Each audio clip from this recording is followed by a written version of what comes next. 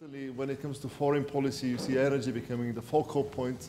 But as we know, the economy is not just about political or geopolitical interests. It's also about business relations. It's also about the political economy, vested interests. So we'll be discussing a richness of topics, and I'm really glad to add here that we have an exceptionally well-qualified panel to go over all those topics. And we have, by the way, a very good mix of different country perspectives as well, and people from both academia, the think tank world, and business.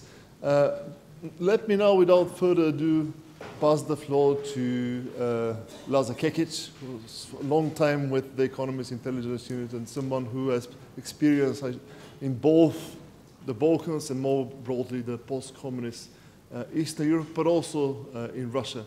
And Lazar will give us a bit of a flavor about the nature and the extent of Russia's involvement in the Balkan economies. Okay.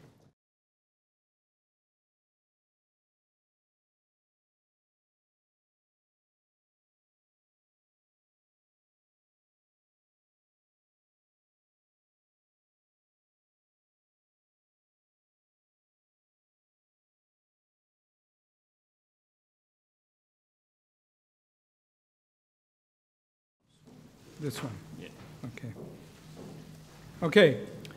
Well, thanks very much, Dimitar, for the introduction. Ladies and gentlemen, thank you very much to the organizers for inviting me to take part in this very interesting event, even though you gave me the graveyard session, but I forgive you. It's still quite a few people left here, which sort of, I guess, is unusual for events that tend to thin out in the afternoon. Anyway, I have here a presentation. The other colleagues will also speak on the subject about Russia's economic role in the Balkans. I apologize for the PowerPoint presentation. I know it's becoming out of fashion, but I'm an economist and I have quite a few figures to present to you, so I thought this was the easiest and most efficient way of doing so. Okay, I guess the economic aspect is one aspect of what we heard about earlier, and we'll hear about more, no doubt, in the final session. It's an element of soft power. Obviously, unlike in Ukraine and in the former Soviet neighborhood, where hard power has been exercised, this is a region that doesn't have Russian minorities. It's a region that doesn't border on Russia, so there's other instruments which tend to be called soft power, and economic is one of them in Russia's foreign policy. And however we rate Russia's role, and I tend to have sympathy with some of the views expressed earlier today that there's a danger of exaggerating Russia's influence, and that some of the comments that have sparked interest from last year from Frau Merkel, the German intelligence services, European Commission, that have raised alarm about Russia's intentions in the Balkans and maybe exaggerated and not founded on real economic influence. At the same time, having said that, and you'll see from some of the data, in some cases there's a danger of being too dismissive, because we'll see, despite setbacks and problems with the Russian economy and also the extent of economic influence, undoubtedly it is significant in some respects. Okay, we start by contrasting these two. It's an unequal game, and this tends to reinforce the skeptic's case. Here we have two columns of data. The first column shows trade with Russia as a percentage of a country's overall trade. This is the latest available data, which is for 2013. And then we have trade with the EU, contrasting that, how much more significant it is in just absolutely all cases compared to what trade with Russia is. Now, we see of the countries concerned that really only in 3 cases is this trade anything that could be deemed significant, and that's Bulgaria, which is the highest, and then down at the bottom, Serbia, and as already mentioned earlier, Greece. But dwarfed completely by these countries' trade with the EU. So that is a sort of reality check on those who emphasize Russia's increasing economic role. This table shows, this is the rank of Russia compared to other countries, so not EU, compared to other countries in a country's trade. And we see that quite a lot of disparity from extreme case of Macedonia, where Russia is only something like the 20th main partner, to Greece, which is interesting, as we mentioned earlier in discussion. Greece is the only country here where Russia is the #1 partner of all countries, even though Greece is an EU member. And then Serbia for Russia is the 3rd partner. This is mainly, of course, because of the import side, because of high share of imports that come from Russia rather than exports going to Russia, even though Serbia, for example, has this well-known free trade agreement with Russia, which has never really fulfilled potential, and which, by the way, the Duma has still not ratified. Maybe some Russian colleagues here will explain why that is the case. For a number of countries, Russia is the 6th most important partner: Bosnia and Herzegovina, Croatia, Bosnia, it's mainly Republika Srpska, Romania. So 6, not insignificant, but not dominant either. Here we have another indicator which is important to show penetration of exports that go to Russia as percentage of a country's GDP, and similarly exports that go to EU as a percentage of a country's GDP. So if you like, the sensitivity, vulnerability of a country to fluctuations in the main countries of demand, and generally the penetration of these areas in the country's economies. Again, we see that the shares of exports that GDP are minuscule in just about all cases. Interestingly, the highest, still very, very low, 2.5% in 2013, is Serbia.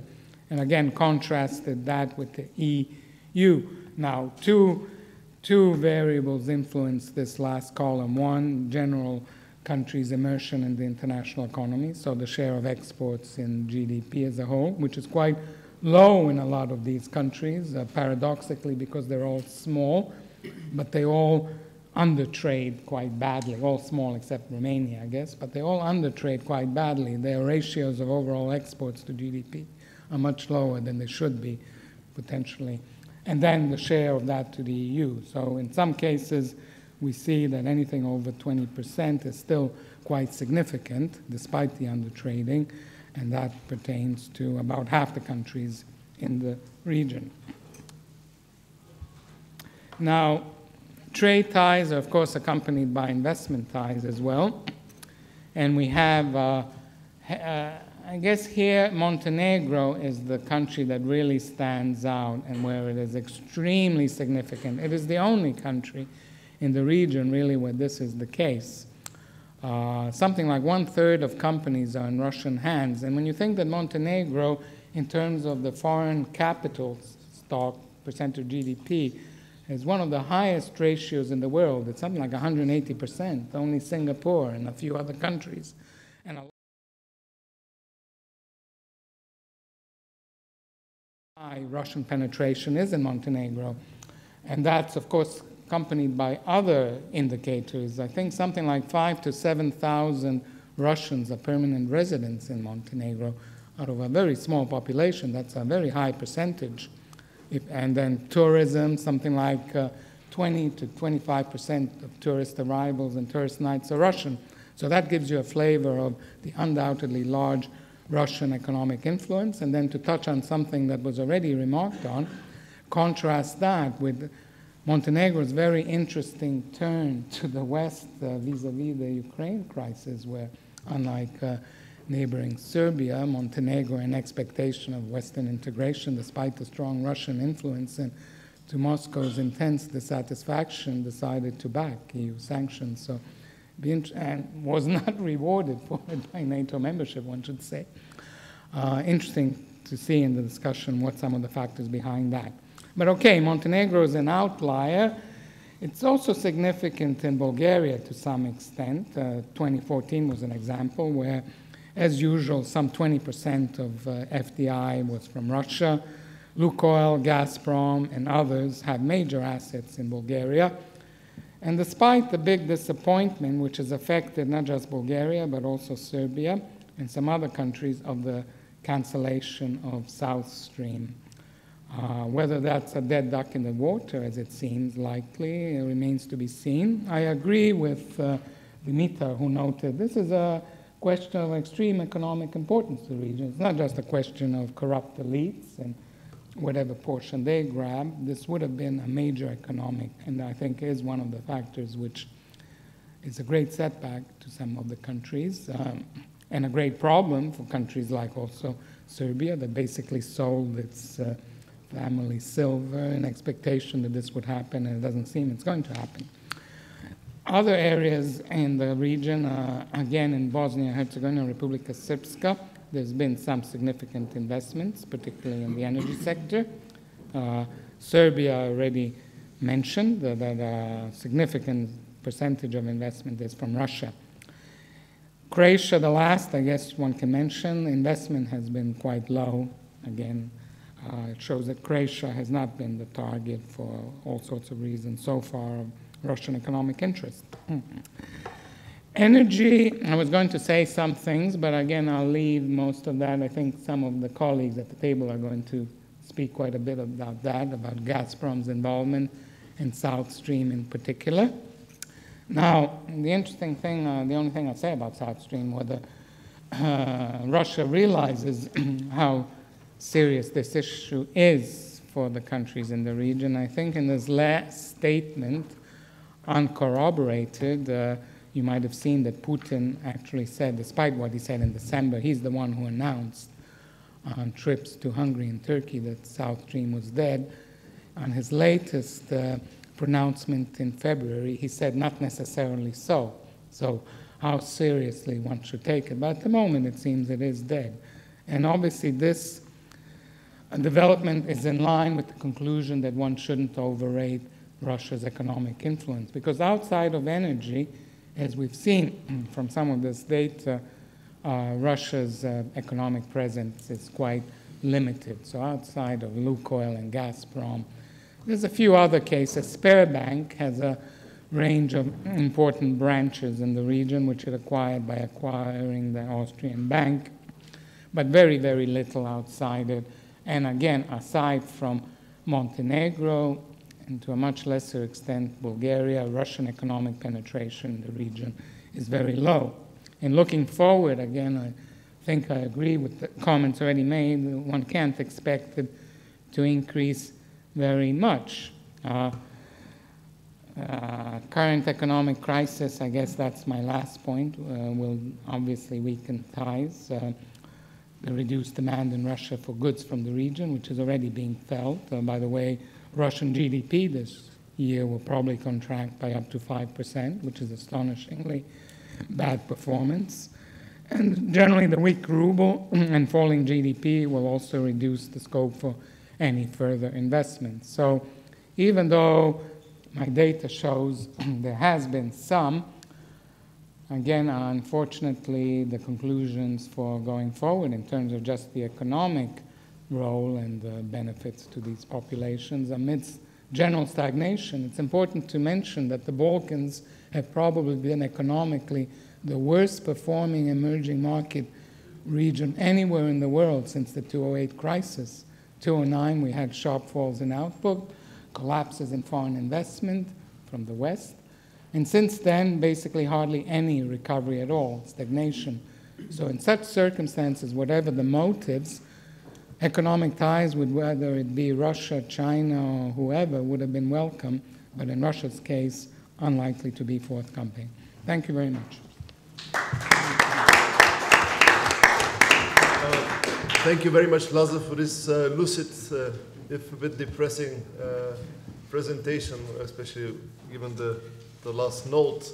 As a preliminary question to be addressed later, it's probably worth also reflecting on beyond energy on three critical sectors. One being tourism, where Russia has a stake, certainly real estate, and banking that you touched upon. So save your fire for later. Now our next speaker is Nikolaos Petri, who works as an advisor to One Energy. and has extensive experience working in the energy sector in the Balkans. So he will be speaking of some of those issues. So I'm afraid, again, energy is bound to dominate our discussion. Yes, thank you. And thank you also, Laza, for your excellent overview. And there were a couple of things that are very much in line with my impression, but I didn't have the numbers to back it up.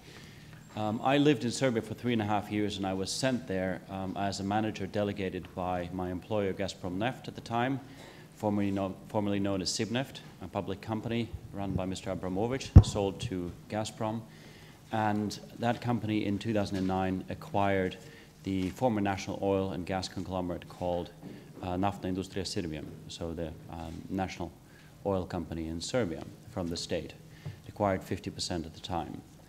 One thing that I've personally noticed is that what we saw in our sales statistics coincided with our private observations.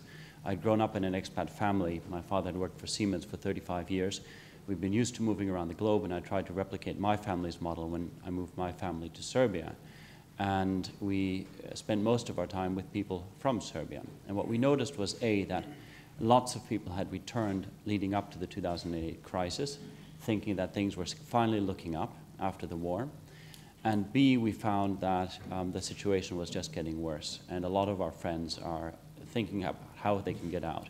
We saw oil sales, oil product sales, so gasoline and diesel, decline by at least 5% every year that I was there. And that actually means people are driving less.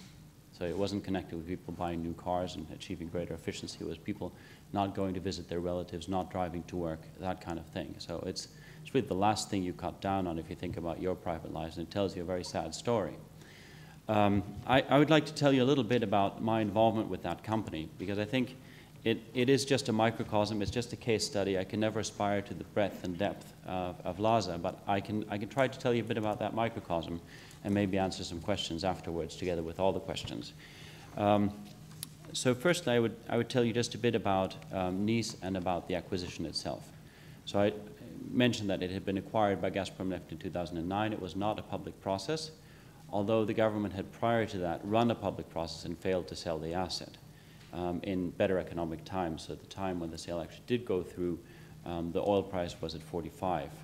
If I had spoken 6 months ago, that would have been surprising. Now it's no longer quite as surprising. And there had been no buyers. We, of course, have been speaking to the other companies that have been interested. I made the personal acquaintance in the years following my arrival in Serbia of the people who had run that project for OMV, Kinetic Petroleum, and many of the other companies. And I know why that didn't work, why that privatization failed. And it failed because the government was trying to kill two birds with one stone. It was trying to fill a gap in its pension budget, and at the same time, it was trying to move the industry to EU specs. And for those of you who are a bit familiar with the oil industry, one of the things that is most demanding about EU specs is the quality of gasoline and diesel. It has to be very low on sulfur, and the atmospheric discharge has to be much better than, for example, for leaded gasoline, which is what, when I arrived in Serbia, most people were using. In fact, I remember my grandmother died in 1982, and she had a sticker on the back of her car in Germany. I'm from Germany. I drive unleaded. And 30 years later in Serbia, that was still a revolution. And it was a very costly revolution, and it was financed by Gazprom Neft. We invested $1.5 billion in 2 years, and we revamped a working refinery in a city called Pančevo in 3.5 years, which is not a trivial thing to do.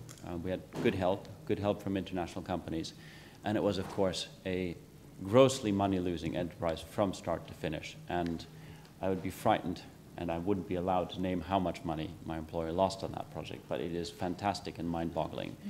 The price at which the asset was sold is pretty much the stock market valuation today. We floated the company. That was one of the obligations. So counter to public prejudice, it was sold for 400 million, and that 50% is still worth 400 million. So nothing has happened, despite the fact that oil prices have gone up, lots of things have improved.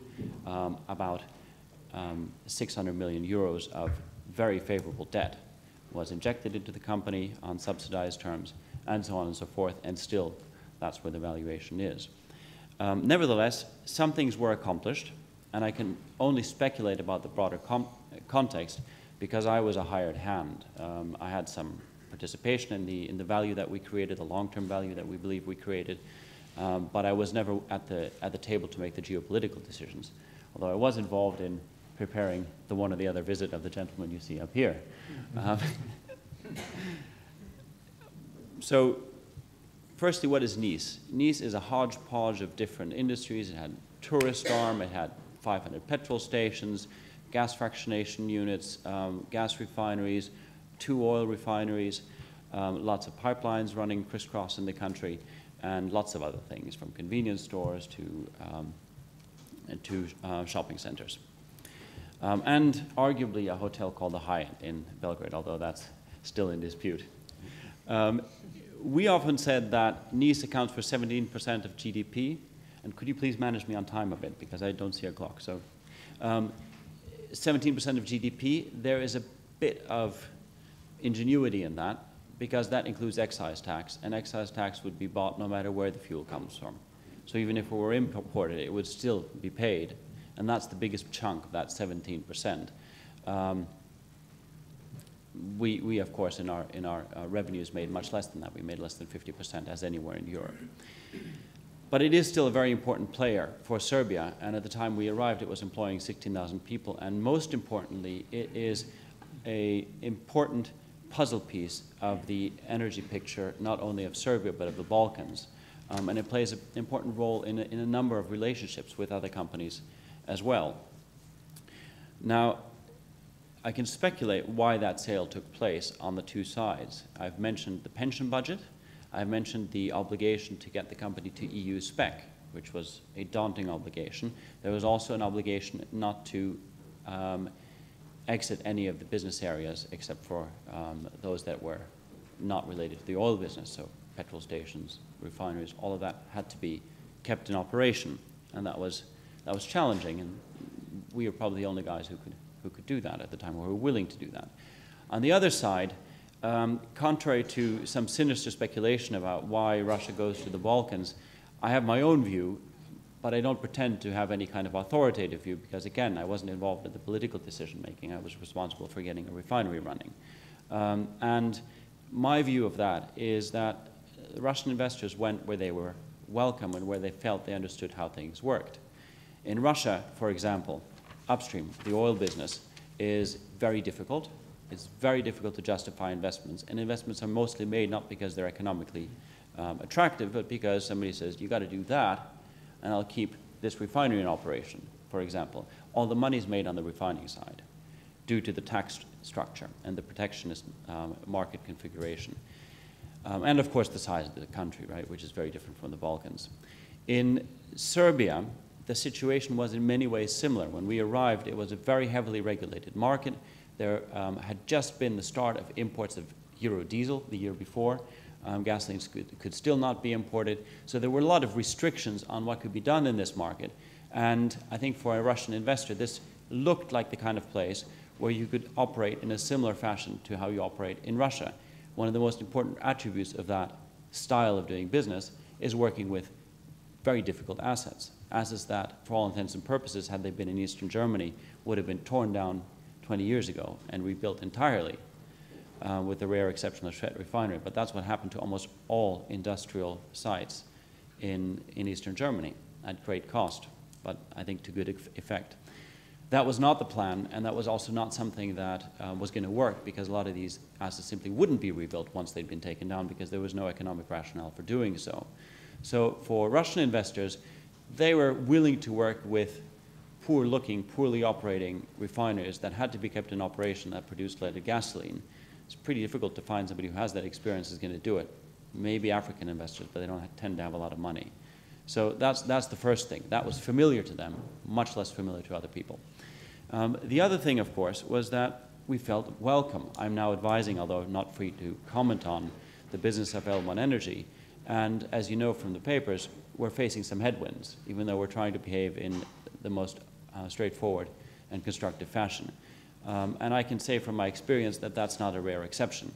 So in the Balkans, that's been a little bit different.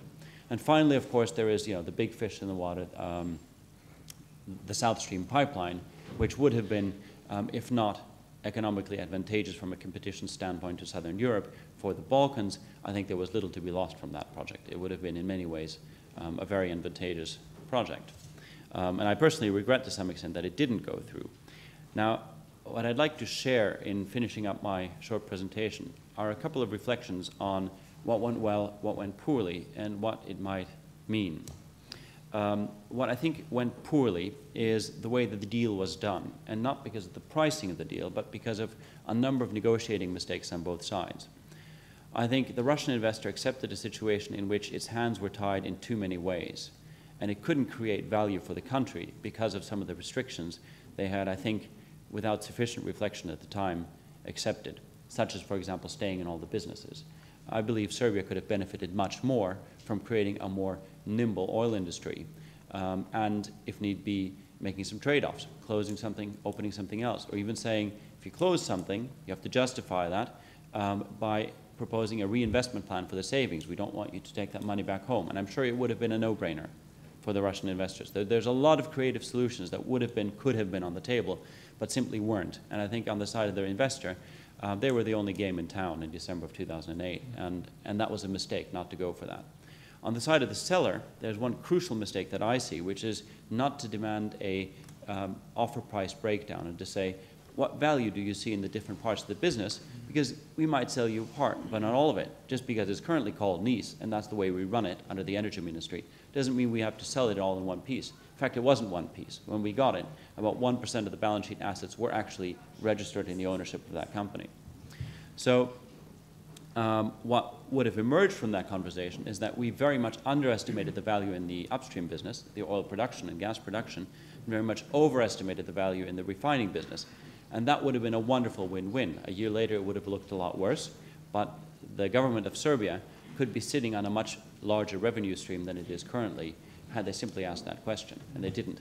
What I think it goes to show is that, and I know the people, I don't want to expose them, I know the individuals who ran that negotiation, and they're just not professionally prepared for that kind of work. Had Serbia picked up the phone, called someone in Linklaters, Clifford Chance, not making an advertisement, extend that list to all the top 10 corporate law firms and M&A law firms, in London, gotten somebody on a plane, paid them £2,000, £3,000 a day, they would have made hundreds of millions of dollars additionally each year, which the buyer was able to reinvest to cover part of the cost of the program they had so lightheartedly committed to. So I think there was a lot of value on both sides left on the table. And I personally regret that because I think Serbia could be just a little bit better off as a result. The second thing that I've noticed is the things that did go well. So firstly, Russia in this particular instance met its obligation. The refinery was launched. In fact, just a few months before Mr. Nikolic was elected, his predecessor cut the ribbon. And it came back to haunt us because he had no position at the time. He did it as a private person. He had stepped back, if some of you recall, and during the campaign he was just Boris Tadic, so he came as Boris Tadic, and it was a major political faux pas of ours to invite him to do that. We just kind of thought, well, it's a technicality, he'll be back in office in a month. So and it turns out it wasn't. We should have been much more attuned to politics. It goes to show how far we were from them. We were just worried about launching the thing. The other thing that I think went well, actually, is that there was a cultural match between the company, the minority shareholder being the Serbian government, and the majority shareholder, in the sense that we went about doing certain things, like reducing headcount, in a very non-controversial way. Basically, what we did is we grossly overpaid the market on severance. We let people keep their mortgages. We paid them down completely in some cases. We gave people cash outs of their pension plans. We gave people many times salary on their way out. So we did lots of things, and there wasn't a single major dispute. And I can say even now, there are people who regret having missed those early days of the program. We reduced headcount from 16,000 to 10,000. The main advantage wasn't cost savings. So during the time that I was there, that investment, so to speak, in severance never reached payback. We're still paying that back. But the more important thing that happened is that the company began to tick in a different way. When I took my position, first thing I did is I looked for my employees. And one of them I could never find for 3 days in a row. I saw a jacket on a chair. I'm like, what's with this guy? So I decided I'm going to come real early one day. I'm going to be there at 6. I'm going to see what happens with that jacket. And I wasn't there at 6 when I came. The guy came, he put his jacket up, and he left through the garage. There were a lot of people like that. And there's nothing wrong with that, but you can't just come and fire them. And we had a carrot to offer. We didn't really have a stick. But in lots and lots of conversations, we were able to resolve each individual instance and circumstance. And I think we did remarkably well with that. Strangely, there were other things. For example, our decision no longer to produce leaded gasoline had a real economic detriment to the company, because we then had much more fuel oil, which we had to export. There wasn't enough market capacity in Serbia. And strangely enough, we had to fight the government to get that through. They said, you know, we won't get dividends this year, which is a very small amount.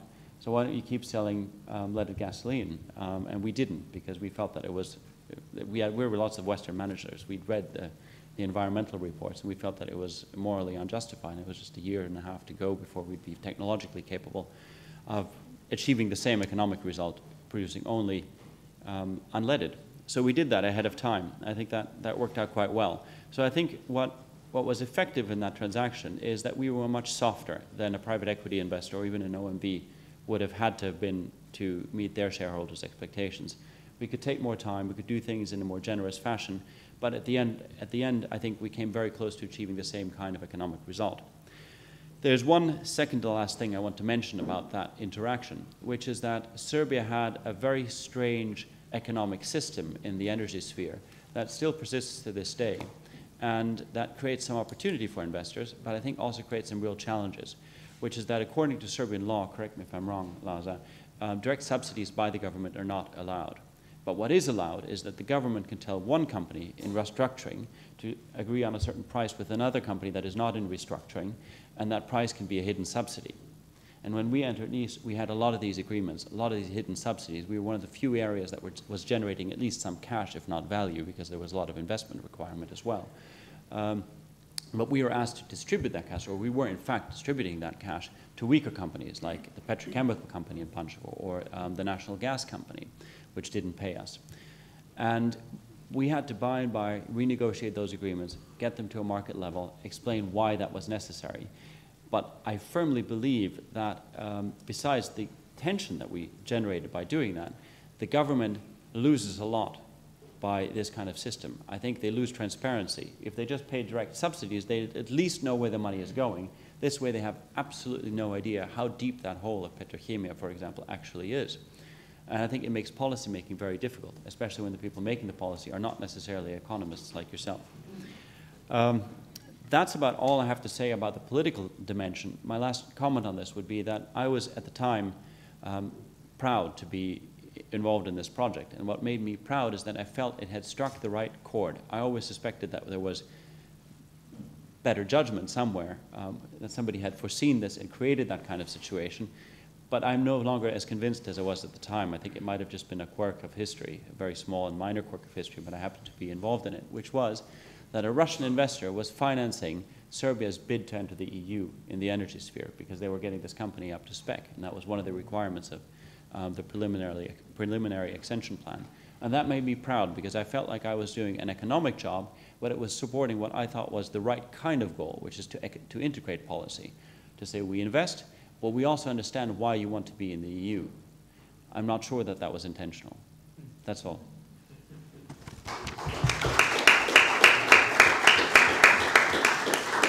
Well, thanks so much, Nikolaos, for this very stimulating presentation. And if I'm allowed the pun, I'm sure it will fuel lots of reactions and questions. And one thing worth underscoring when it comes to the big picture is, of course, Russian energy firms have a clear incentive to acquire downstream assets. Of course, there are the technicalities and the political economic constraints, but from a business point of view, you do want to have access to the retail market downstream. And this concerns not only the Balkans, but also the big markets in Western Europe and also Turkey, I should add. But now let me pass the floor to Andrej Czerniak, who is an old friend. He's the head of the Aspen Institute in Romania and convener of something called the Bucharest Forum. So he'll give us a Romanian perspective on Russia and the region from the economic point of view. Thank you, Dimitar. I'll start exactly where Nicholas has left, with a little twist. Pančevo was bombed by NATO. So politics is never very far, and war and crisis is never very far from the Balkans. And investments, on the note you've just finished, are very contextual. And throughout the presentation, I'm going to talk a little bit about foreign direct investment in the Balkans and where Russia fits into that picture. But also, I'll talk about 3 levels of context that have marked the entire conversation today. Regional context, European context, and global context. And in that respect, understanding Russia's political and economic actions in the Balkans, the context is critical. I don't share the view of some of the speakers that Russia's approach is not strategic and that is strictly oriented toward tactical gain and reactive. Now, the two are perfectly compatible. Russia can be both tactical while benefiting from a stable approach to foreign and regional policy, partly due to the fact that we've had the same regime for 13 years now, allows it a type of approach that is not accessible either to European companies or investors, private companies and investors, nor to European governments, including in the Balkans. And what Nicholas just said about the Russian company operating in Serbia is in a sense indicative, but also indicative of the context in which it was doing this. It was doing it knowing that certain of its actions and the interest of some of the countries in the region go towards acquiring further assets, building pipelines, creating a whole energy continuum towards the Balkans and European Union via Southeastern Europe, but also oil and gas prices very high, which is not the case today. That impacts not just the way Russian companies operate, but also the budget of Russia today. So shelving investment goes hand in hand with shelving some of the propaganda tool that Russia's using. I know I sound a critical note here, and I understand that it's also a question of how you see things. Famously, the head of Russia today said that she's very angered by the obsession of Western audiences and Western governments that are very critical of Russian propaganda, because ultimately that's what the Western media does as well, and ultimately it's just a question of how we look at it. Well, in business it's the same thing, and in foreign direct investment it's the same thing. And once we've heard that the Balkan context under which Russia operates is a little bit more sophisticated or more complex than the immediate perception of it is. And Russia is not alone there. They're huge competitors. Of course, European Union is the first one, and we've seen the figures, but it's certainly not the only one.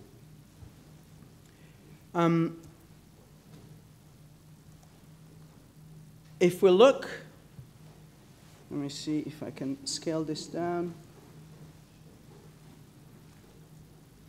Nah, not really. It's done on a Mac, so it doesn't fit well on a PC. But if you look at the countries, you realize that, and those proportions are not absolutely at scale, but you still see pretty much this huge differential. Now, the interesting one is the little red one on top, which is China. The data that we used for for the entire presentation and is essentially all coming from official sources. We wanted to avoid the trap of getting data from the media, reports on deals. So if you look at Greece, for example, it stops in 2012. But in 2012, already China was investing seriously in Greek infrastructure. It doesn't show, UNCTAD doesn't show it in the statistics. WTO doesn't show it in the statistics. So some of the data is mired by very bizarre phenomena in terms of how reporting is done and what is a Chinese company, what is a Russian company, or a Turkish company in that respect. Some of the European investment comes from countries like Cyprus. Another big chunk of it comes from countries like the Netherlands and Austria. It's not just Dutch and Austrian and Cypriot money, but also neither is Russian automatically when it comes from there. Also, there's a huge difference from direct investment from country XYZ, or when you use financial markets and international banks and the money markets of the world to do investment. When you do arm's length investment, automatically you operate under a different set of norms. Your shareholders act differently. Even Russian banks here in London operate differently. So context in that respect is very critical about what or how we should read investment. Now, these are current trends. If you look at each, we took a few of the countries that, as in a prior presentation, are the most salient, where Russian investment is more important. This is where surface matters, not just the height. So what you see, the little green thing, that is the total amount of Turkish investment. It's not that it's higher than European Union. The black one is Russia. China is almost invisible here, though they do invest here, but usually through intermediaries in European countries. This is Serbia. Markets also operate interestingly. If you look at the pattern of Russian investment, it follows the markets. Some of it actually goes with the same logic, while some of it is strategic, some of it is opportunity-driven and follows a strict interest of Russia and Russian companies to operate in a certain market. A lot of it is essentially what everybody else does. Now, I'm not going to talk about energy, but I'm going to talk about dependence. If you look at these types of charts, automatically just the scarce, the scale of Russian or dependence on Russian gas seems enormous. But if you look at the percentage of what each country imports from Russia, it's quite a different picture. Romania, who's almost 100% dependent on natural gas imports from Russia, imports less than 23% of its total gas consumption. So it's a sliver of what it uses. The same applies for many other countries in the region. But again, before I'm turning to this slide, where economy comes together with hard power, or at least a narrative about hard power, let's go back to those three levels of regional, global, and European context under which this takes place. Dimitar opened the conference talking about the importance of narrative, of the normative power of Europe and how this shaped. We've also heard how a Russian company operating in a non-EU member state in the Balkans, a country that has a free trade agreement with Russia, that is theoretically the one that is most or least bound by European norms and regulation, has had to address some of those requirements, and has done it even before it was compulsory to do so, because it made economic and political sense at the time in Serbia, but also in its dealing with the European Union. We see the same pattern, however, throughout the region. There is a competition between a normative way of doing business and different norms. And we see that in Hungary. We see that in nuclear deals. And we see the discourse being strikingly different. And I'm going to quote something that Lavrov said just the other day in Spain, in fact, when he was talking about the sanctions, but also about the business interest of Spain and how the sanctions directly impact European member states' interests. And what he said is quite indicative. He says, "I would appreciate and prefer a situation where each EU member country would be guided by its own national interest." Now, of course it would. But that's literally the crux of the matter. That's what happens in Ukraine. That's what happens in the Balkans. That's what drives not only economic and political Russian strategic policy, but also its global worldview in a sense. It sees not just NATO enlargement, but in particular European Union enlargement as a challenge, a fundamental challenge to the state capitalist model in Russia. Russia, talking of context, has itself an economic crisis that has started prior Ukraine, that has started prior the low cost of oil and gas on international markets. And it needs to address that. And we've heard this morning comments about how, in fact, the crisis in Ukraine is, and in particular Crimea, has created an opportunity for Russia to shift some of this attention to focus on more regional international subjects rather than economic issues. And also, recently, Samuel Sharap wrote an op-ed, co-wrote an op-ed piece where he argued that, in fact, the sanctions have a negative impact on domestic criticism in Russia because they allow the Kremlin to essentially shift the blame on some of Russia's economic domestic problems on the international sanctions on the West. And this is important. It's important because part of the narrative that we hear, whether it comes to business or politics, is that essentially we see a new global order, one under which Russia has proposed an alternative view to the failed European model or Western model, including the one that fails in Europe, hence the economic crisis and the financial crisis, et cetera, austerity-driven economic responses to that. And it offers as a counter-alternative its own model, but more importantly, its relationship with Eurasia.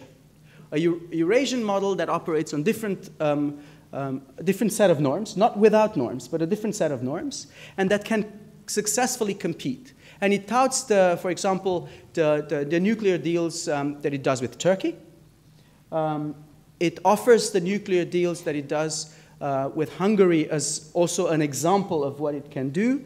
But more importantly, it presents the energy deal that it signed with China as part of the same logic. And what that means, in fact, is that it's somehow creating, again, a new narrative that follows the old strategic view of the Eurasian Union that failed. And instead of it offers a new version of that, an updated version of that. Yes, it's reactive, but it's nonetheless strategic. And in that respect, and this takes me to this slide, when we put in context some of its hard power narrative, the niche center, the discussion about a permanent base in Bar in Montenegro or in Cyprus, this is all part of the same return to, so to speak, narrative, which is not, as much as some critics argue, a neo-imperial version of 19th century Russia returning to the Balkans, but rather a Russia that says, okay, the post-1977 OSCE-driven security arrangements in Europe that failed in Yugoslavia, and then ultimately are now need to be replaced by a new page. The same logic drives Russian economic approach to the Balkans. And finally, the make it or break it of how Russia will operate in this region economically is not going to be decided in, it's not going to be decided in just in Moscow or just in the region. It will be decided by Europe. And where Europe fails, and if Europe fails, it's going to fail not in its specific policies towards Russia, but rather the consistency of its normative-based approach to the region. I'm not going to repeat what previous speakers have said about enlargement, which is critical. I'm not going to say anything about how addressing issues related to good governance, corruption, cross-border economic crime are very much part of this.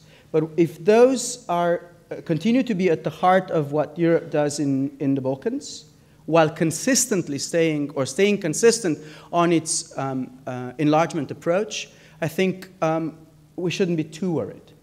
But at the same time, when the new Commission starts its mandate saying no enlargement in the next 5 years, it's pandering to the worst and the lowest political, if you want, a most toxic type of discourse that we can hear in Europe. I call it the pragmatic populist.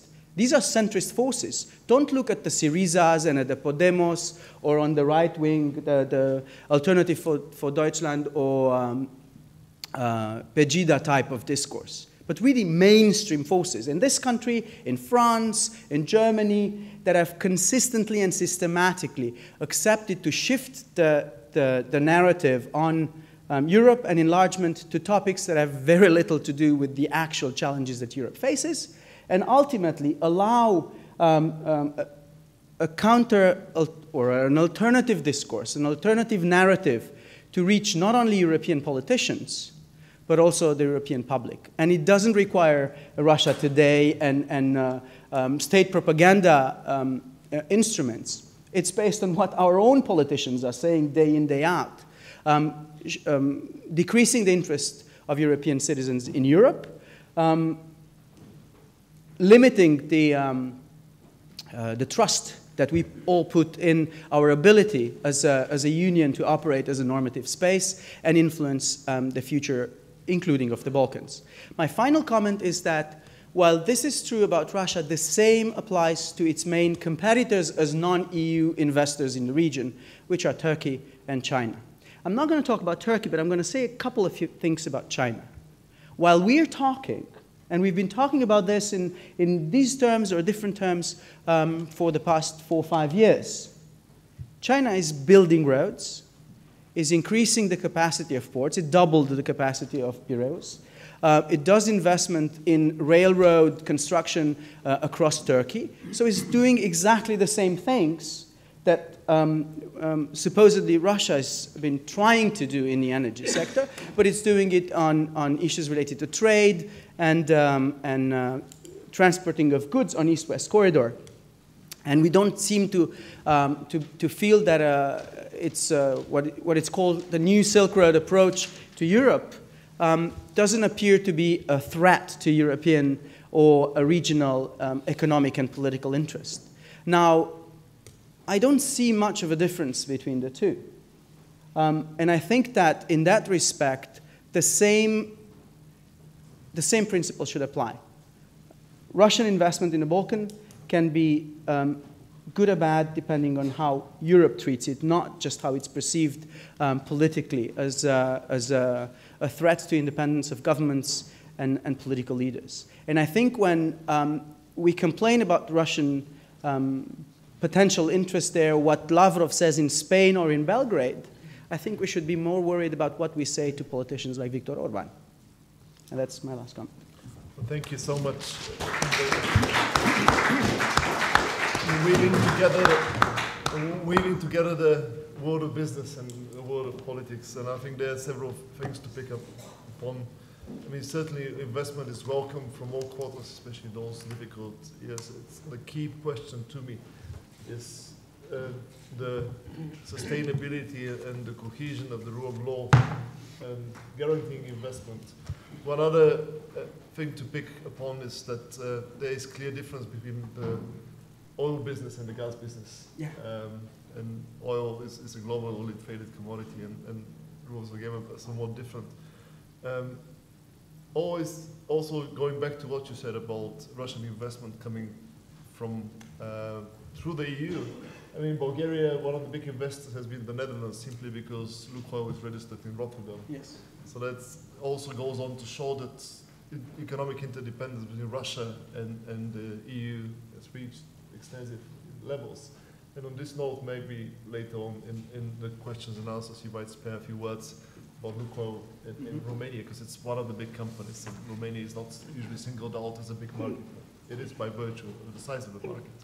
But now let me pass the floor to Adnan Batansever, who's worked extensively on energy politics. It's really welcome to have him because he hails from the Balkans. It turns out he's a compatriot of mine.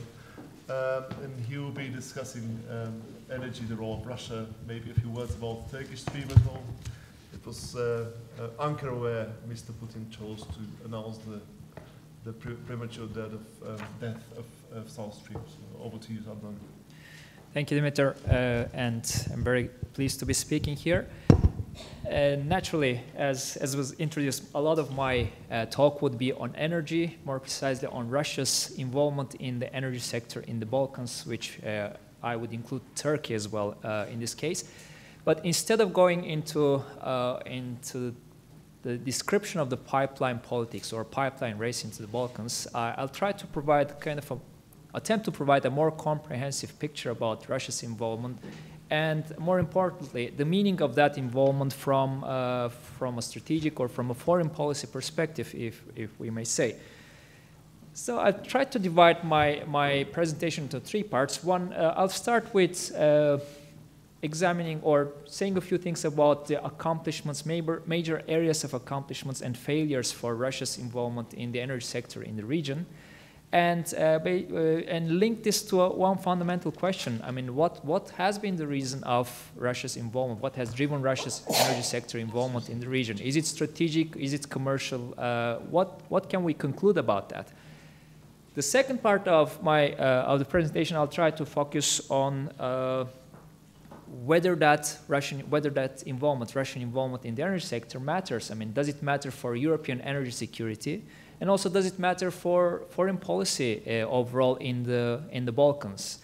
The third part of the presentation, the last one, I'll try to say a few words about Turkey. And as Dimitar mentioned, the announcement of this major project, the South Stream project, the cancellation of that project, the announcement was made in Ankara.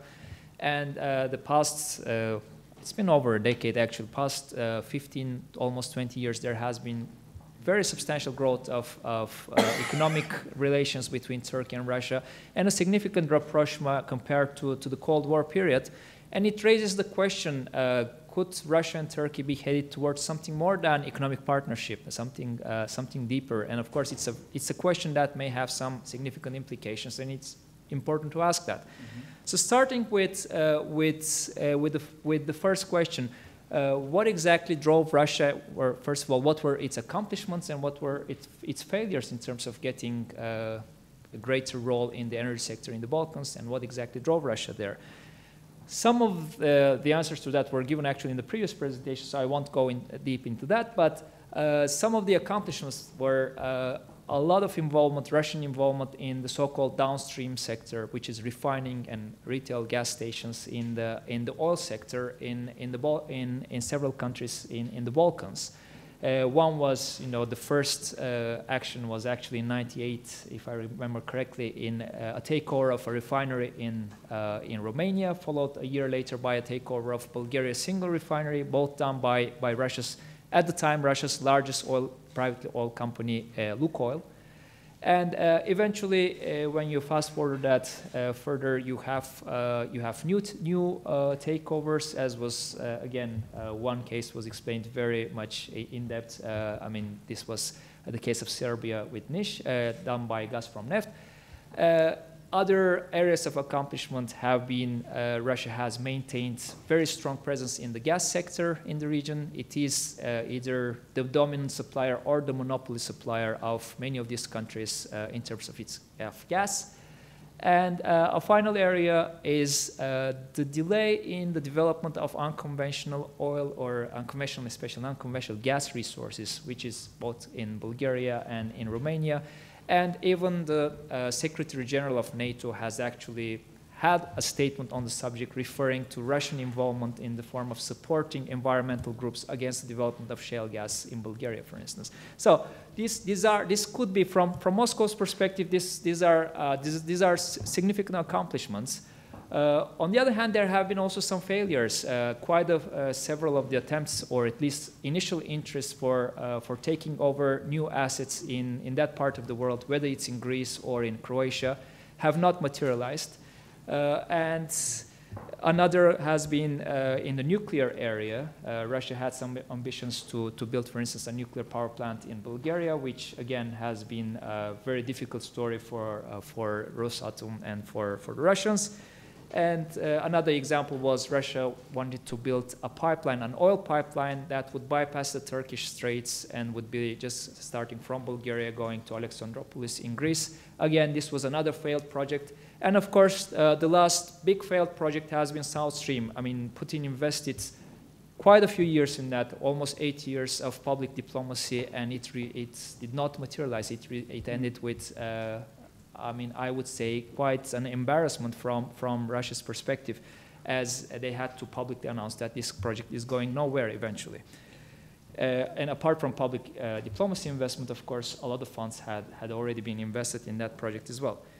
Now, in terms of what actually drove Russia into the region, I mean, I started doing research on that at the beginning of the 2000s, when this was very fresh, when Lukoil had just done several takeovers in the region, including not just Bulgaria, Romania, but also in Ukraine. And one fundamental question was what exactly was driving Russian companies, because there were others as well that were trying to do the same in other parts of Eastern Europe, whether it was in Slovakia or in, you can count the Baltics as well, in Lithuania. I mean, the answers that I was able to come up were, my research was a private energy consulting company at that time, so I had to go from one country to another to speak to refiners and other competing players in the field. It was very interesting what actually drove the companies. It was impossible to conclude that there was very much of a strategic driven move on part of Russian companies. In fact, when this started towards the end of the 90s, with Lukoil being the pioneer, Russia was a significantly different country compared to today. You had a different president, and the government, the state's control over the oil companies or their actions was not as it is currently. In fact, you had Lukoil at that time in a major conflict with the Ministry of Foreign Affairs, investing in Azerbaijan, despite Ministry of Foreign Affairs, call that they should not do so until the status of the Caspian Sea was resolved. So you had some contradictions going on there. And in the meantime, you had Russian companies competing with each other for assets in the Balkans or other parts of Eastern Europe and bidding up the price. So there was not exactly much of a coordination between the two, and saying that this was very much driven by a strategic interest on part of the Russian government at that point would probably be an exaggeration. What was happening was Russia already had about 10 vertically integrated oil companies. A lot of the opportunities for acquisitions with Russia were exhausted or were limited, and naturally many of them saw opportunities abroad, and Lukoil was, again, the pioneer in that case. And they also had some significant advantage, partly because a lot of the technology of refineries was a Soviet-era technology. They had certain very good ties with many of the countries in the region, especially like Bulgaria, for instance, partly because of language similarities, but also a lot of the elites still educated in Moscow, the former elite. There were some similarities, and it was also a period when Western investors were not interested in going and upgrading these refineries, and this was a service that Russians could provide. Now, a lot of these investments were not exactly economically very rational, but still these companies did that, and it's not the first time that they did an economically rational investment. They were doing that quite often in Russia as well, so why not do it abroad as well? Probably could be one of the answers here. But when you fast forward it to 10 years later, when you talk about additional acquisitions, whether it's by Zarubezhneft or Gazpromneft, you may talk about a different Russia already, where the state is much more involved in having an impact on the decision-making of companies. And I don't have a proof to say, or not, I don't think anybody has a proof to say that these investments, these new acquisitions were actually decided by Kremlin. But one could probably argue that there was a lot more coordination on the state level about what kind of acquisitions were happening abroad.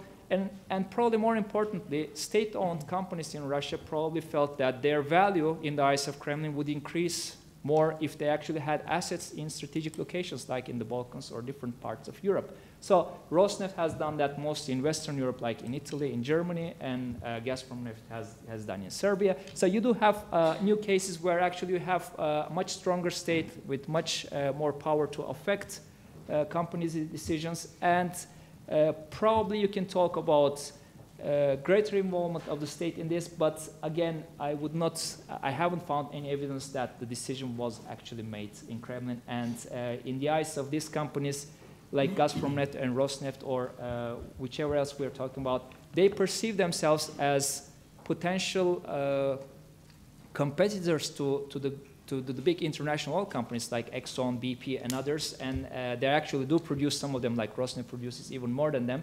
So why not expand abroad and have assets abroad, and also to diversify risks to some extent. So there is some commercial aspect, but there is also an increasing state involvement and possibly expectations that these companies should be having some strategic assets abroad, from the eyes of in the eyes of the Russian government.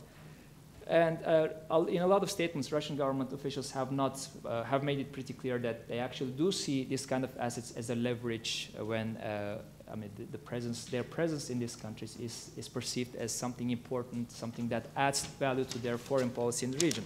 But now, going to the next question, does it really contribute to anything or to foreign policy accomplishments in Russia? And first of all, does it actually affect energy security, the broader energy security in Europe? I mean, in terms of energy security within the region itself, it certainly has an impact as, I would define energy security not just as the ability of a country to have reliable access to energy, but also an affordable access, to affordable energy. In the case of Balkans, these countries have been paying some of the highest possible prices for energy, and this is partly because Russia has been very successful in maintaining either its monopolistic position as a supplier or its dominant position as a supplier in these markets, and as a result, prices have been high. But more importantly, for energy security for Europe, one of the goals has been to be able to diversify its sources through different routes that actually cross the Balkans, basically bringing gas through Turkey, bringing Caspian gas mainly. And these projects have been delayed for various reasons. You can count quite a few reasons for that. One of the reasons has been actually Russia's attempt to provide an alternative, building a South Stream, and promising hundreds or thousands of jobs in different locations, or hundreds of thousands of jobs actually in different locations throughout the chain, promising different transit fees, promising to reward contracts to build pipelines across all this. I mean, this has been a significant source of delay for alternative projects that could have been probably had some much more progress than we see so far in this area. And this continues to be the case. For instance, a lot of the energy security in Central Europe, of the Visegrad countries, will depend whether you actually will have an LNG project in Croatia, or whether you will actually have an extension of the Trans-Adriatic pipeline, an extension that goes all the way to Croatia, traversing the countries in between. Again, the discussion or the whole discourse on that is being delayed by the potential possibility that you may actually be getting a lot of gas coming from Russia, whether it's in the form of South Stream or the newly announced Turkish Stream. So this has been a cause of delay, and this has been something that has had an impact on the energy security in the region. In terms of foreign policy, though, the impact is, at least as I see, is much less clear. I mean, having Russian presence in, I would probably mention the two most extreme cases have been Bulgaria and Serbia, where actually, Bulgaria and Serbia look almost as any other region, autonomous region within Russia in terms of their energy sectors. I mean, in Bulgaria, the oil sector is in the hands of one single company, right? The oil downstream, by downstream I mean refineries, just single refinery in the hands of one company. You have some competing companies in the gas stations. Then Serbia, again, a Russian company controlling most of the oil sector. In the case of the gas sector, you have actually, again, in these countries, you have in Bulgaria's case, like 100% of imports from Gazprom, very small domestic production. So you have a situation where actually Russia's presence has been very pronounced, but has it really had an impact on the broader scale, or the big picture, I would call here? I mean, that's more questionable. You do not see any country within the region that has actually abandoned its goal to be joining the European Union, and that's why I do think that having these prospects open for joining the European Union appears to be very important. I mean, once you actually give the signal that that's not going to be happening in the next 5 years or ever, this gives a very different kind of incentives for the countries, or for the competing political elites in the countries. And even in case of Serbia, you do see that, I mean, you may be talking about some division within the elite, but you do see a commitment to continue negotiations with the European Union and to join the European Union. Now, moving to the final part of the presentation about Turkey. So economic relations have expanded just in the past 12, 13 years. They have expanded by a factor of 7, the trade relations.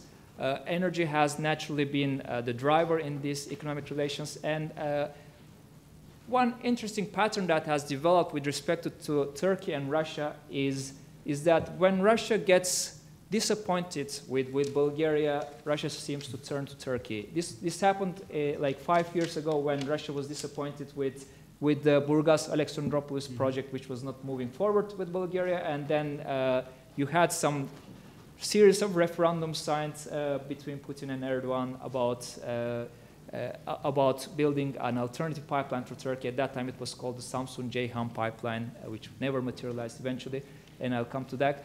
And again, most recently, with the demise of the South Stream, again, the announcement is the hope from Moscow's perspective has been to put Turkey in a central role. Now, the question is, having their relationship deepened so far, and having Ankara talking about even expressing interest in joining the Eurasian Economic Union, as has been the case with the Turkey's President Erdogan, I mean, does that really mean anything? Does it mean that Turkey might be shifting in a different direction? It's a fundamental question which I don't have a conclusive answer, but it's probably important to look at it very quickly in terms of the constraints, yes, in terms of the constraints that this kind of relationship might be facing, and in terms of the opposite, that's something that might be pushing the relationship in that respect. I mean, historically, I would say there are very severe constraints, as in the past 200 years, there has been only twice when Turkey and Russia have been in a military alliance. Once in 1833 when the governor in Egypt revolted and almost took over Istanbul. The Russian Empire saved the Russian Empire, the Ottoman Sultan requested help from the Russian Empire after after realizing that no help was coming from Europe.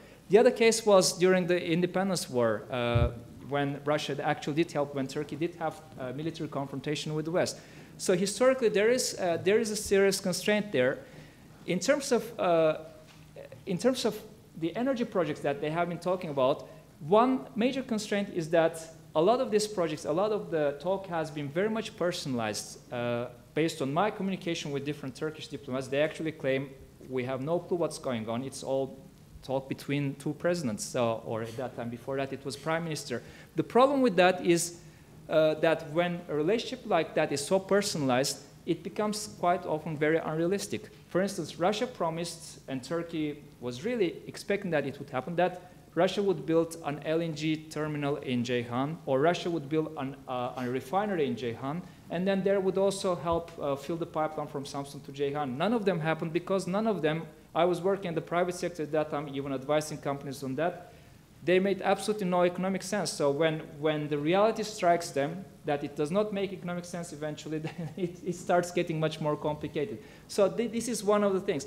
But on the other hand, and I'm finishing here, you do have a situation where you have a very different political setting in Turkey already, which is much more different compared to what you have seen in the previous decades. The checks and balances in the system have been very much demolished. Like the media has been, almost controlled by the leading party. almost nothing left. The judiciary increasingly controlled by the leading party and by the president personally.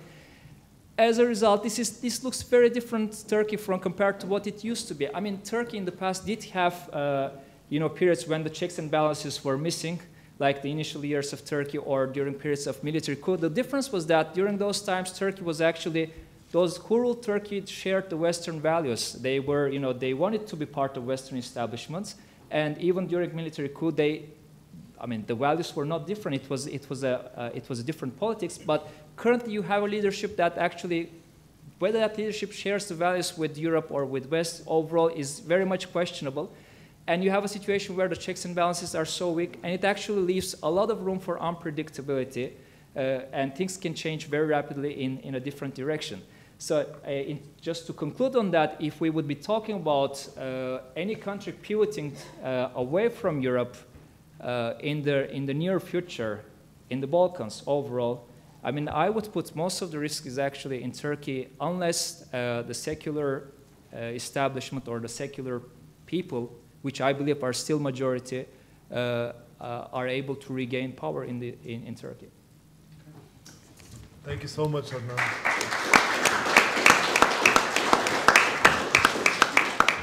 Thanks for bringing all that missing part in the puzzle. I mean, it's also interesting that even in the Cold War days, the Soviet Union contributed to the Turkish oil business because it was them building the Aliya refinery next to Izmir.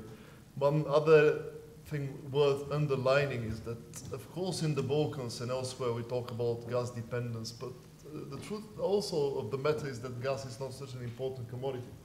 It is important for Turkey, but it's not important at all in the Western Balkans. It's certainly maybe an important item in Croatia, but it's another story. They have enough local capacity. So that's very often missed in the big journalistic picture of the Balkans. Russians supply 100% of the gas, but what is gas good for in this part of Europe is a valid question nonetheless. So I'm conscious that we've eaten into the questions and answer session, so probably it will take a bit longer, if you don't mind, with the discussion. I'm going to collect 3 questions at a time. Please be very brief, introduce yourself, and also, if possible, address the speaker you want to direct the question at. The gentleman over there. Thank you. Ewan Grant, former customs officer within Region Experience. My question is particularly for Mr. Tarnia, but probably also for Mr. Kecic. Your very powerful comments on the fact that companies and financial flows and investment flows are very often not quite what they seem from destinations and so on, and locations and middle transit countries. I've seen that, of course, enormously significant in relation to large-scale tax evasion, yes, and indeed other politically and non-politically related strategic criminality. That's why I thought your comments were so powerful. Who in the international organizations like the World Bank, IMF, EBRD, and European Commission, are there any organizations particularly aware and effective in taking account of this, and by implication are there any who perhaps aren't fully aware of it? Thank you. Gentleman over there. Thank you. Johan Berglund from the Swedish MFA. Obviously the decision to halt the South Stream project was a great surprise to most people in the region and here as well. So there still hasn't been that much time since this decision was announced. But still it would be interesting to hear if you have a sense of the thinking in capitals like Belgrade or Skopje or other places, how to reorient themselves in this new situation. What are the alternative strategies, or what would they become if you dare to look forward? I mean, someone mentioned the LNG project in Croatia, which I think could be very important. The interconnectors now are being discussed in the EU with the new energy union. Is that another avenue? Or is even the Turkish Stream project linking up with that. Is that realistic? Yeah. There was one other question at the very end there.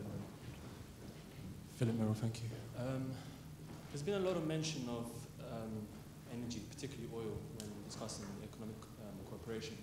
I think above all, the crisis within the energy market this year has reignited the urgency, Russia's urgency to actually diversify its economy and start regionally dominating real estate, IT, banking sector, and so on. What are the chances, if the conflict were to continue, and more importantly, if the oil crisis were to continue, what are the chances of these new investments trickling down to the Balkans and Russia using its influence in the Balkans to promote these industries?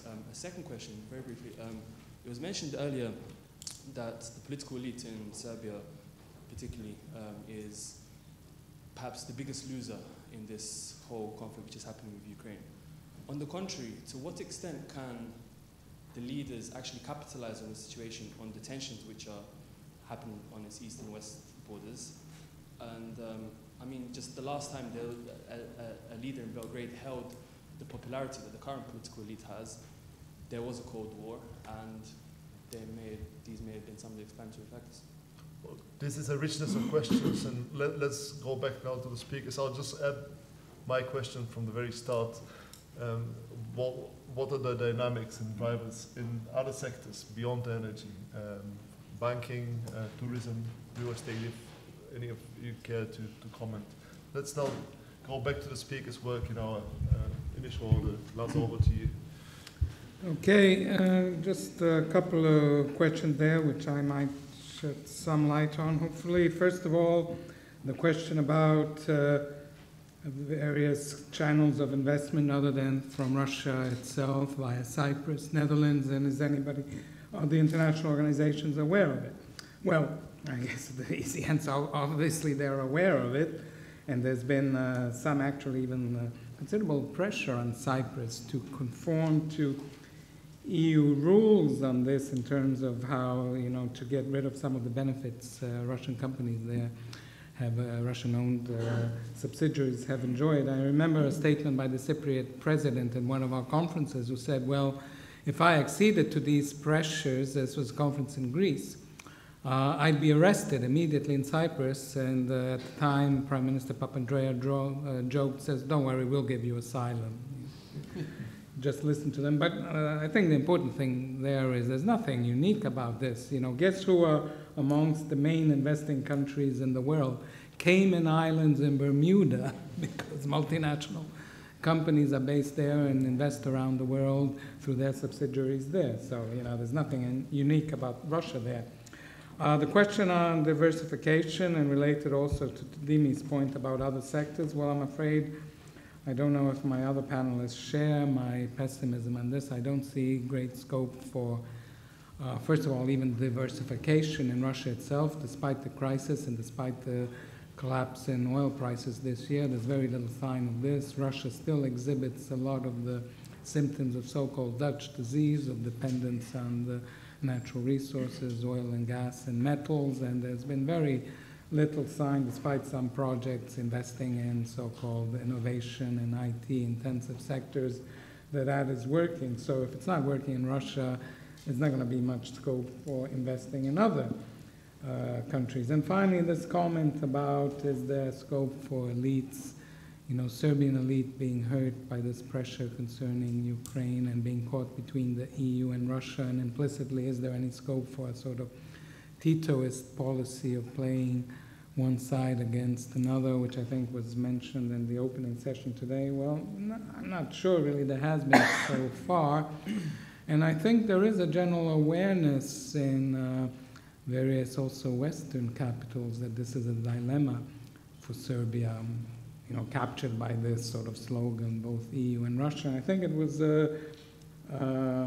Secretary of State Kerry from the US that recently stated on a visit or in some conference, no, it was in Munich, he stated that Serbia, Bulgaria, Montenegro, I think he named some other countries in the region. I think the phrase he used were caught in a crossfire between the US and Russia on the issue of Ukraine. So a certain awareness that there are real dilemmas here. And I think even on the part of my impression is even by Germany, there's been a certain tolerance of Serbia not playing ball in terms of EU policy towards Russia and whether this is going to last. And certainly in circumstances where Serbian membership of the EU is still a long ways away, I don't think anybody realistically expects, even though this is meant to be part of the acquis, that Serbia is going to conform completely at this stage with EU foreign policy. But people in the audience might have a different view on this. There is anecdotal evidence that milk exports from Serbia have gone up. And some people comment that some Hungarian milk has found its way to Russia through the back door. Two quick observations, one about opportunities for politicians. What I've observed is that indeed when there's a setback on EU integration, right-wing and nationalist parties genuinely receive some tailwind immediately. And I believe that that fact is well publicized by the mainstream politicians towards their counterparties in the EU. And I think that's quite a clever way of doing business. So I believe that Serbia, and I personally was impressed by the transition from the Demokratska stranka to the present government in 2012. I think that happened in a way that indicated that the Serbian political system was more mature than I had perhaps suspected. I was equally impressed with, for example, the nomination of Lazar Krstić to finance, as well as his abdication, yes.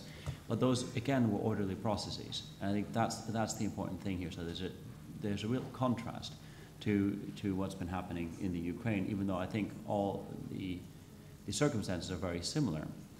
So I think that governments in the region have a very credible threat with self-destruction that they can use in extracting better terms. And I think they're actively using that. They're still thinking about how exactly to use that card, but I think they definitely have it. The other thing that I've observed is that in the 5 or so years up to 2009, the main boon of joining the EU, of course, was investment and were subsidies, cheap loans, that sort of thing. I think that's changed a lot since. And what my observation was in Serbia was that people who were a bit attuned to how politics actually worked, what they liked is the forced standardization of certain processes. And they believed that that was a way to cut down on corruption and the monopolization of certain industries. And I think that's true. That's a real value to EU integration.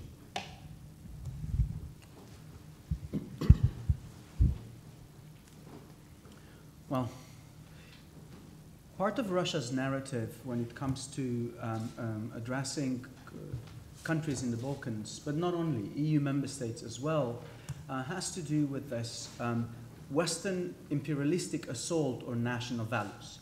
That is the same thing whether you talk about gay rights and the anti-religious nature of the European project. The same applies to companies. Now, surprisingly, successful Russian companies in the Balkans are as capitalistic as their Western counterparts, and that's a good thing. And if somebody mentioned Lukoil, who's very successful at actually being a good European company in that respect. It's part of those doing exploration drills in the western shores of the Black Sea in Romanian territorial waters. It's one of the major players of the downstream sector for oil in Romania. It works fine. The real problem starts when that type of propaganda that I've mentioned earlier, or that type of discourse, is mixed with politics and the way that Russian and European politicians interact, or the way we interact at European level. And that's where the question about cross-border criminal behaviors, whether it's investment or shady money going in and out, cheating on taxes, whether in Greece, Montenegro, or Romania, that's when it becomes very important. I used to work for the Ministry of Foreign Affairs. When I left Bucharest for my foreign posting in Brussels, one of the things on top of Romania's agenda, just about to become an EU member state, was to join OECD. Now, you may think this is not really relevant. I mean, essentially, you're joining a statistics mechanism. Well, it is very, very significant. And one of the organizations that looks at cross-border criminal behavior when it comes to taxes, the behavior of companies, transparencies of deals, whether it's public procurement or private sector deals, is OECD. Now, there's a classical Romanian-Bulgarian competition who comes last in European standards when it comes to poverty and this and that and the other thing. I think we won it. At OECD, you actually passed two very critical documents. And one is the Anti-Bribery Convention of OECD, which is critical for public procurement. And the other one is transparency of mergers and acquisitions.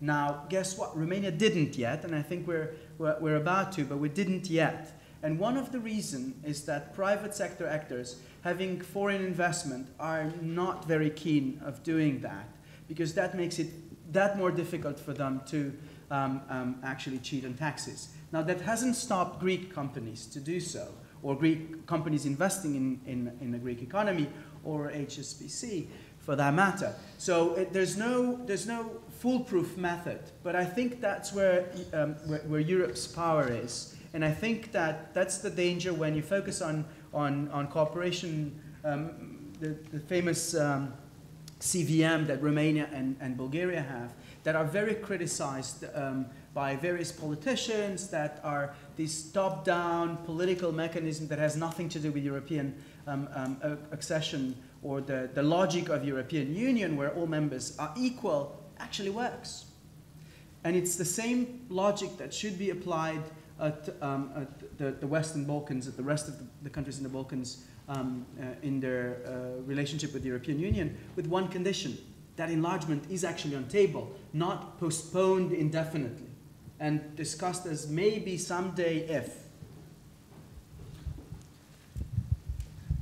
Well, to answer the question on what happens after South Stream and what are the perceptions in the region, I mean, to an extent, there is you would find quite a few that actually don't believe that South Stream is dead, and partly the reason is that Gazprom or the Russian government did not really send officially an announcement to these governments or to their counterparts that the project is over. I mean, it made an announcement in Turkey, but typically you have to send this officially as a letter as well. You know, that's the expectation, and to some extent there are question marks whether actually that might be revived eventually or not, and it's not going to be completely surprising if it is.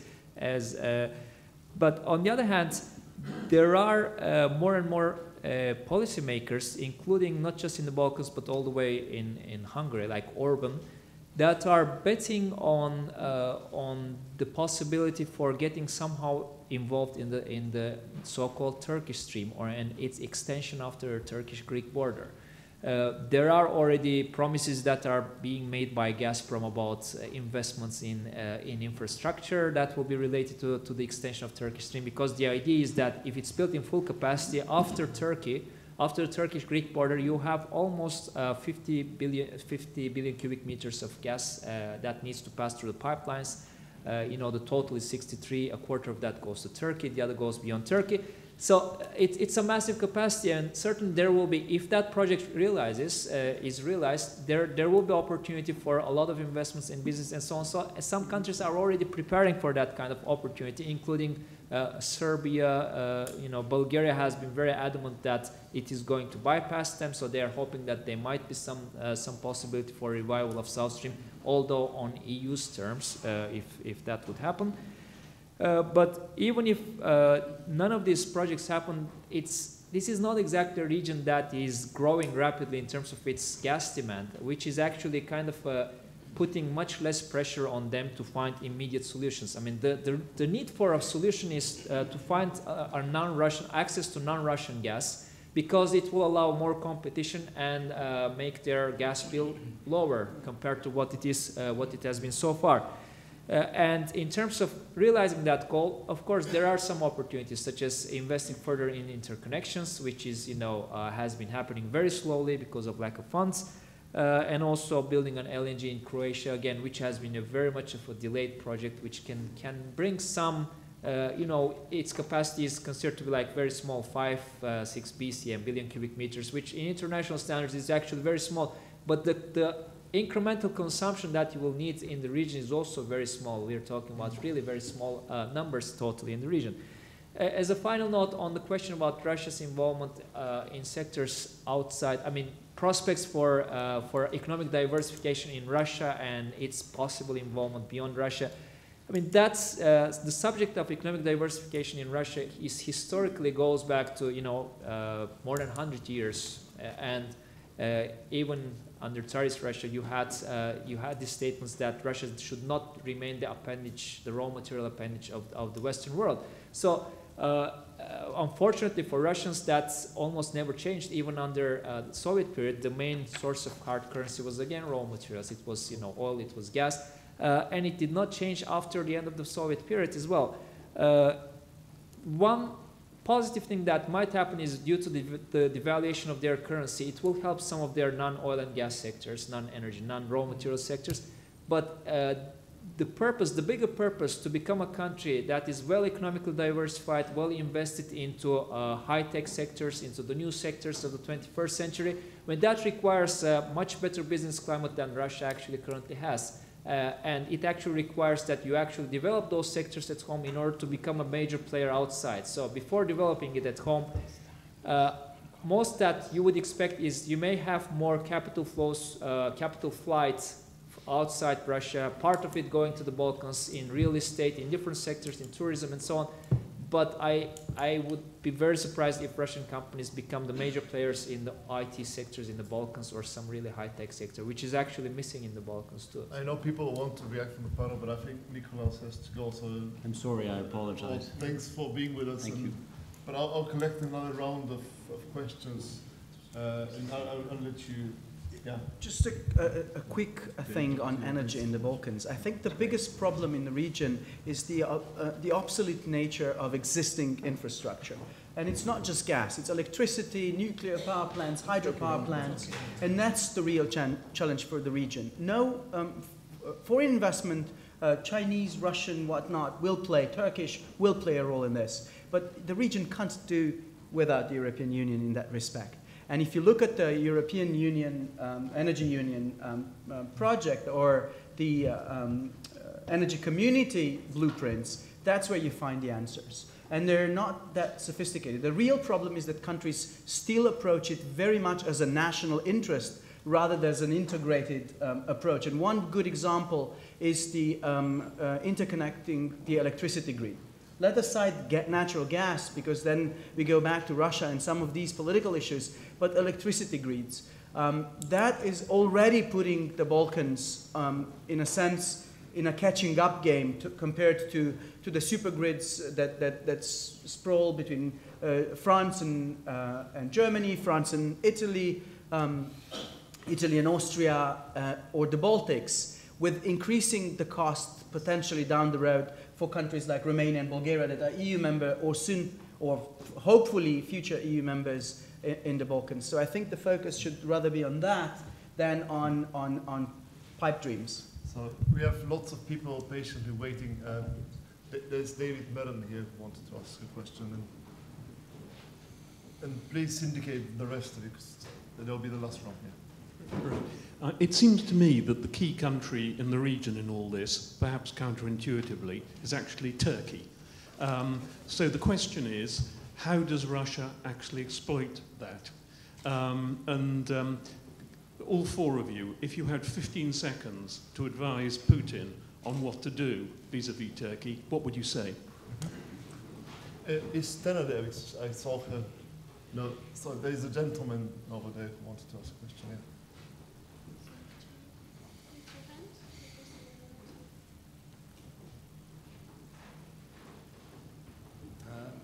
Will Bartlett, LSEE. Lazar Keket showed that the greatest sort of economic penetration of Russia is in Montenegro. So we haven't heard much about that. So I'd like the panel to say something about the motivation for that investment and that intervention, how it came about, and what are the implications, given that Montenegro is probably the most advanced EU candidate member at the moment. Are there any more questions before we? All right, so now let's wrap up the panel. So and work our way the reverse order. So over to you, Adnan, if you can be very brief to the point. Yes, on Turkey, I mean, if I had the answer for Putin, I wouldn't tell him, first of all, but the more authoritarian Turkey becomes, the higher is the likelihood that Turkey may shift away from Europe, because it does appear on a collision course with Europe, and it gets more unpredictable. That's what I should say. Well, Turkey's announcement to join the, or the intention to join the Shanghai Cooperation Organization came as a surprise for Europe, for Europeans in particular, for its NATO allies. So did India's intention to do the same, or at least explore it. Don't invade it, it's a joke, but ultimately it goes in that logic. If what Russia offers Turkey is essentially a way of using Turkey as its conduit towards influencing Europe, it's not going to happen. So treating it as a partner, regardless of the problem Turkey itself has, I think it's one way to do it. When it comes to the question of that the gentleman in the back has asked about, ultimately, what is the role of Russian investment in Montenegro? We can only speculate. It is, if you look at the total sums, it's small. Even if it compares to, I mean, it compares to the scale of the country, not the scale of Russian investment in a region or in Austria or other places. But one of the reasons you can speculate that some of it is that indeed, because it's one of the countries that is very advanced on its EU membership, and Russia is cultivating partners and friends inside the EU, because it can't otherwise influence that normative space. And finally, because for years there was a speculation, and I've put it on the map, of a military partnership and a presence in the Adriatic by Russian forces. But that's completely theoretical, so totally speculative. So Lazar, over to you. Yeah, maybe. Just very quickly, a few points. This on Montenegro, of course, it's proportional. It's a tiny country, so proportionally we're talking about the penetration of Russian and the role of Russia. Reasons for it, I'd say in order of importance, climate. Russians love it there. The low taxes, and then third, maybe traditional ties. And just one has to wonder the discrepancy between Montenegro's foreign policy orientation and the economic dependence. You know, if one believed in conspiracy theories, one would almost believe that this is with Russian connivance, because Montenegro would be the perfect Trojan horse. You know, even in terms of EU, even more than the current friends of Russia in the EU, and even in NATO, perhaps. So, you know, is the distancing of NATO from Montenegrin aspirations, I don't know if anybody would comment this, partly influenced by the suspicion that this would exactly be the case, that the Montenegrins are not to be trusted. Okay, second point on Russia and Turkey. It made me remember 20 years ago at the EIU, we did a study of comparisons of Turkey and Russia and its relations with Europe. It was striking, the parallels and the ambivalence amongst both elites, even going back to historical parallels. So it's interesting that this is raised today belatedly now at this conference. I think it's a fascinating topic, but as somebody who was Dima said, it could be worth a separate conference. And finally, just a quick comment on the diversification issue and Russia's dependence on natural resource and bucking the so-called natural resource curse, which, just to remind you, is the fact that after the Second World War period, there's only a handful of natural resource-dependent countries that have bucked this trend of being able to grow at all. It's quite fascinating. It's counterintuitive. You know, you have natural resources, riches, but because of various reasons, these countries don't grow. And there's a handful, Malaysia and a few others, Norway, Iceland with its fisheries. And then the question would turn statistically, the percentage, it's a 7% chance of a country that's natural resource dependent to buck this. Now, The caveat for Russia is, after all, you know, we heard about 100 years of talking about diversification, but let's remember, after all, at least during the Cold War, this was a country that sent people to space, has a military industry. So unlike other natural resource-dependent countries in the Middle East and so on, there is some industrial tradition. So I think this is the only point of more optimistic view, but one still has to say that there's been very, very little sign of it so far in the Russian post-Cold War period. Well, we've invested quite a bit of our coffee break into this fascinating discussion, but it was well worth it. So please join me in thanking all the panelists. I think it was great.